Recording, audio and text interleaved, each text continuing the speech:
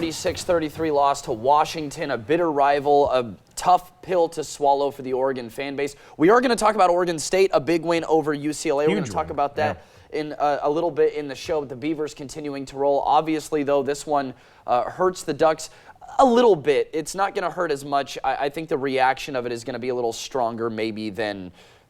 You know, you hate losing to a rival, but I mean, you still have there's still a pathway for them, and I think we're going to talk more about that. Yeah, later. we may get to see them later on down the road, but right now we want to talk a bit more about the Ducks with Nick Orsini joining us from Seattle. This is coverage sponsored by Kendall Subaru. Nick, this one, there's no way around it. It's going to sting for a little bit.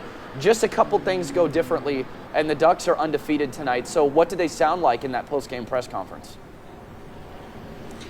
They're hurt, man. I mean, Dan, he took his time coming into the press conference afterwards, but you can tell, I mean, he put a lot of effort into this game, and honestly, it stung, and you can tell, and as it should.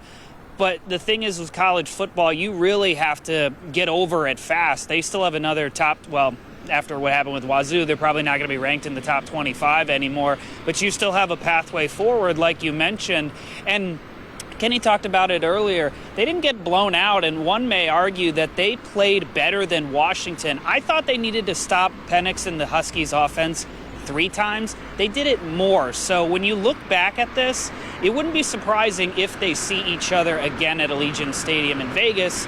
But now Washington has the upper hand, and it's up to the Ducks now to run the table and hope that maybe they get some help moving forward. But again, they were hurt, but they're ready to get back on the gridiron next week.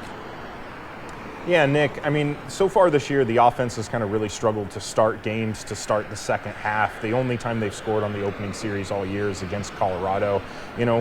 What do you see is going on there with Oregon, and how do they fix that? It's really interesting, Kenny, because, both Washington and Oregon punted on their very first drive, and then Washington went down really fast. And then I thought Oregon kind of started again. I think it was like a 14, 15 play yard drive. So it really is interesting to know, especially when they deferred not only in the second half, but, from the start. I don't know. I really don't know what they see in the game plan. It just feels like they feel it out, and then they're able to adjust really fast, and that's what good teams are able to do. The problem is once you got a guy like Michael Penix Jr. on the other sideline, he's going to get that quick 7-0 lead.